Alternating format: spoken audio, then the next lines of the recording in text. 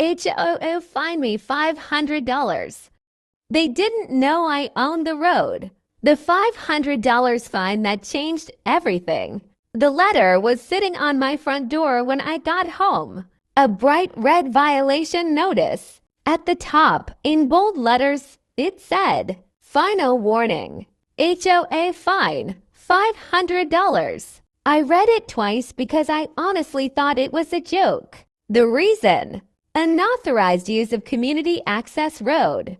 I looked down the driveway. Then I looked at the road in front of my house. The same road my family had used for more than 40 years. The same road every single homeowner in the neighborhood drove on every day. And then I saw the signature at the bottom. Karen Whitmore, HOA president. That was the moment I realized something. Karen didn't know who she was fighting, because she wasn't just finding a homeowner. She was finding the person who legally owned the road she was trying to control. My name is Danielle Carter. I'm 42 years old, and I live in Willow Creek Estates, a quiet neighborhood outside Austin, Texas. From the outside, it looked like the perfect American community. Beautiful houses, tree-lined streets, a private entrance, friendly neighbors. But behind those perfect lawns was a problem that had been growing for years. The HOA, and specifically its president, Karen Whitmore. Karen had been HOA president for almost 7 years. She loved rules. She loved signs. And more than anything, she loved reminding people that she was in charge. Every week, homeowners received new warnings. A basketball hoop placed too close to the sidewalk. A flower bed that wasn't approved. A vehicle parked slightly too long. Most people paid the fines because they didn't want trouble. They believed the HOA had unlimited power. I thought differently because I knew something they didn't. My grandfather originally owned the land before Willow Creek Estates existed. Decades earlier, the property was farmland. When developers purchased parts of the land and built the neighborhood, my grandfather kept ownership of one important piece, the private access road. The agreement was simple. Homeowners could use the road. The HOA could maintain it, but ownership never changed. My family still held the deed. I never talked about it. There was no reason to. The arrangement worked. Everyone used the road. Everyone was happy. Until Karen decided she wanted complete control. The problem started when I installed a new gate at the end of my property. It wasn't blocking anyone. It wasn't dangerous. It was simply a security improvement on my own land. 2 days later, Karen showed up, clipboard in hand. Same confident attitude. "Daniel, this gate violates HOA access rules." I smiled. "Which rule?" She opened her folder. "The HOA controls all community roads." I looked at her. "Are you sure about that?" She didn't like the question. "The board has authority here." I nodded. "Then send me the documentation." She walked away without answering. 3 days later, the $500 fine arrived. Karen thought she had finally forced me to follow her rules, but she made one mistake. She never checked the property records. She never looked at the original land agreement, and she never realized that the road she claimed to control was the exact road I legally owned. And when I opened the county records the next morning, I discovered something that was about to turn the entire HOA upside down. The HOA president's biggest mistake. The morning after receiving the $500 fine, I drove straight to the county records office. I wasn't there to start a fight. I wasn't looking for revenge. I just wanted one simple answer. Who actually owned the road? Because something about Karen's confidence bothered me. She wasn't guessing. She truly believed the HOA controlled everything, and that meant either I was wrong or someone had been ignoring the truth for years. The county employee pulled up the property records on the computer. After a few minutes, she looked at me. "Are you Daniel Carter?" "Yes." She turned the screen toward me. "The road is still listed under your family's original land agreement." I already knew the answer, but seeing it officially recorded was different. The road was not HOA property. It was privately owned access land. The homeowners had legal permission to use it, but the HOA did not own it. Karen had been acting like she owned something she never actually controlled. I printed every document: the original deed, the easement agreement, the maintenance contract, everything. Then I went home and waited, because I knew one thing about people like Karen. They don't stop when they're wrong. They usually get worse. And I was right. The next morning, another letter arrived. This time, the fine had increased: $750. The reason: failure to cooperate with HOA authority. I couldn't believe it. She wasn't even pretending anymore. She wasn't enforcing a rule. She was punishing me for questioning her. That afternoon, Karen called an emergency HOA meeting. The entire neighborhood was invited. When I arrived, she was standing at the front of the room with a presentation behind her. A picture of my gate was displayed on the screen. "Residents," she announced, "we have a homeowner refusing to follow community rules." Everyone looked at me. Karen continued, "If one person ignores the HOA, others will do the same." For years, people had listened to that speech. They were afraid of becoming the next target. Then Karen said something that changed the entire room. "The HOA owns and controls the private road. Mr. Carter has no authority over it." I slowly stood up. "Are you sure about that?" She looked annoyed. "Yes." I placed a folder on the table. "Then you should probably read this." I opened the documents. The room became silent. Neighbors leaned forward. The HOA board members started looking at each other. Karen picked up the papers. At first, she looked confident. Then her expression changed because she finally saw the truth. One board member quietly asked, "Karen, did you know about this agreement?" She didn't answer. That silence said everything. But the biggest shock was still coming, because hidden inside the old property records was another detail. A detail that could affect every single homeowner in Willow Creek Estates. And Karen had never told anyone. The secret hidden in the property records. Karen stood there holding the documents, but the confidence she walked in with was gone. For the first time, she wasn't the person controlling the conversation. She was the person searching for answers. The HOA meeting room was completely quiet. Every homeowner was watching her. Everyone wanted to know the same thing. Did the HOA president know she didn't actually own the road? One of the board members, Michael, looked through the paperwork carefully. "This agreement is from 1989, he said. He looked at Karen. "Why was this never mentioned during any HOA meeting?"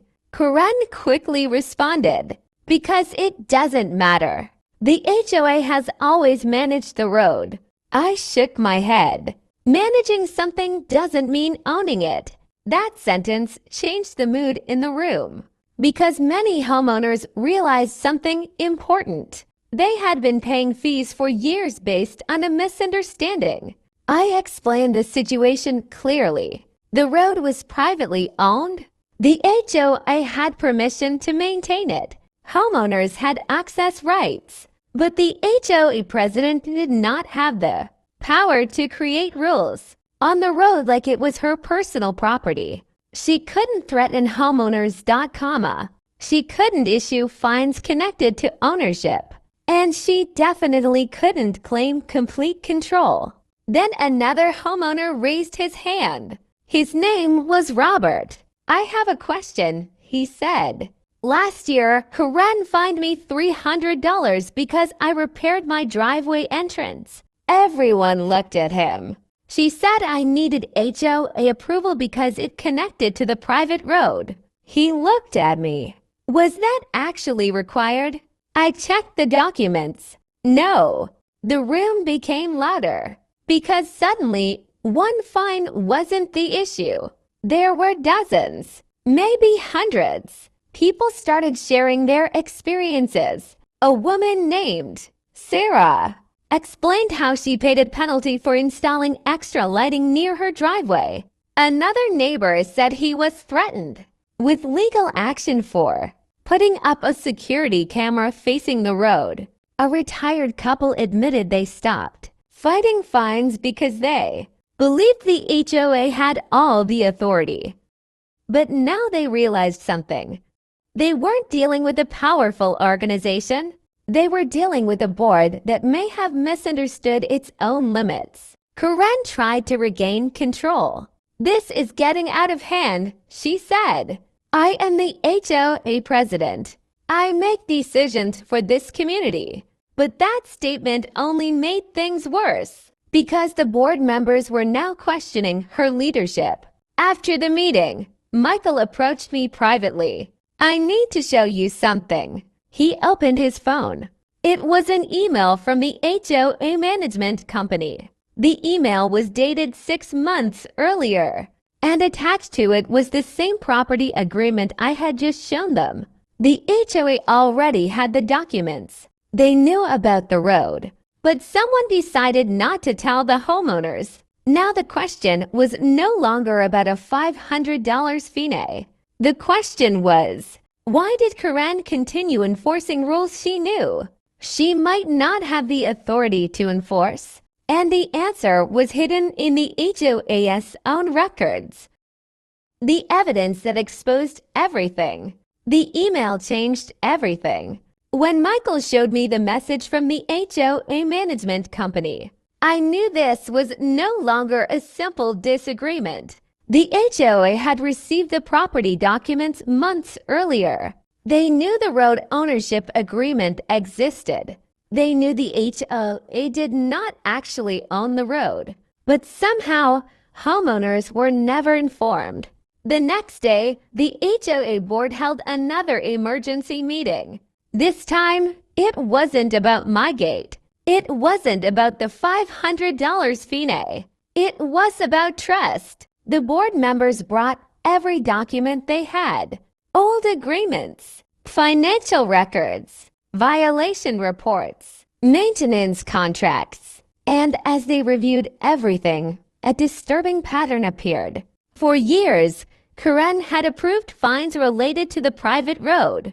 She charged homeowners for things like driveway changes, parking issues, and property improvements. But many of those fines were based on authority the HOA didn't have. One board member counted the records. Over 30 homeowners received penalties connected to the road. The room went silent. 30 families. 30 people who paid money because they believed they had no choice. Karen immediately became defensive. I was protecting property values, but a homeowner named Sarah responded, "Protecting property values doesn't mean ignoring people's rights." Nobody argued with her because everyone understood the difference. A good HOA maintains a community. A bad HOA controls people. Then came the biggest discovery.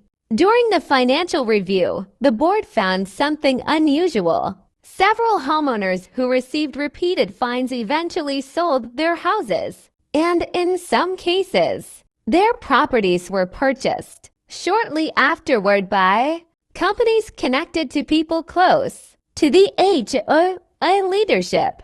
The board didn't immediately accuse anyone of wrongdoing, but they knew something needed to be investigated. Meanwhile, my attorney sent a formal notice to the HOA. The message was simple. The $500 fine had no legal basis. The additional penalties needed to be removed, and the HOA needed to stop claiming ownership over privately owned property. Karen still refused to apologize. Instead, she sent one final message to residents. She claimed I was trying to destroy the community.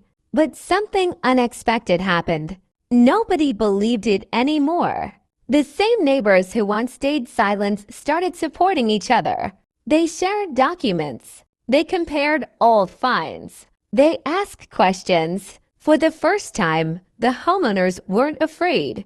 A week later, the board made their decision. They scheduled a final vote regarding Karen's position. The meeting room was packed. Every seat was filled. Everyone wanted to know what would happen, because this wasn't just about one HOA president anymore.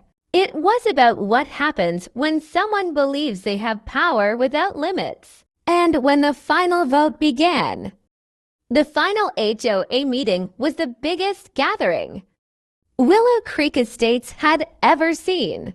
The same room where Karen Whitmore once handed out violation notices was now filled with homeowners demanding answers. For years, people had stayed quiet.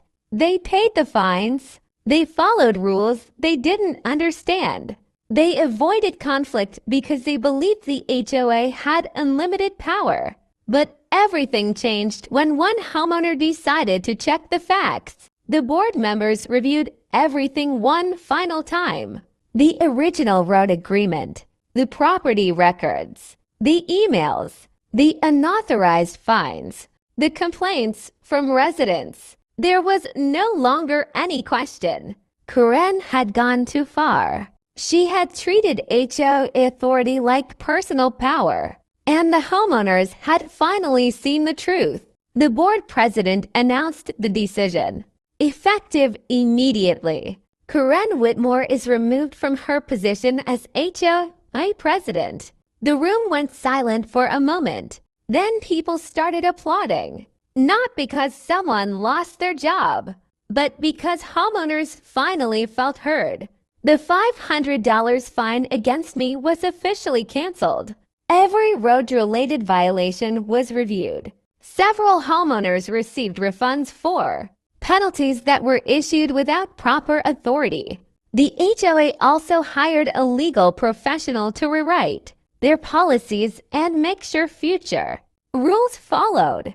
The actual property agreements. No more hidden documents. No more surprise fines. No more one person making decisions without accountability. A few months later, Willow Creek Estates felt like a different neighborhood. People attended meetings. Neighbors talked to each other. Homeowners started reading their documents instead of blindly trusting every letter that arrived. The biggest change wasn't just removing Karen. It was that people learned something important. Knowing your rights matters. As for me, I never wanted a fight. I wasn't trying to embarrass anyone. I just wanted the truth. The road my family owned was never about control. It was about respecting agreements that existed long before the HOA did. Karen thought she was teaching me a lesson when she sent that $500 fine. But in the end, she taught the entire neighborhood something much bigger. Rules only have power when they are fair. Titles only matter when they are used responsibly. And nobody should be afraid to question authority when something doesn't seem right. Today, I still live in Willow Creek Estates. I still drive down that same road every day. The difference is, now everyone knows exactly who owns it. And everyone knows they have a voice. If you enjoyed this story, don't forget to like this video, subscribe to Vanessa's HOA, and turn on notifications so you never miss another unbelievable HOA justice story. Now I want to hear from you. If your HOA fined you for something they had no legal authority over, would you fight back or just pay the fine to avoid trouble? Share your opinion in the comments below.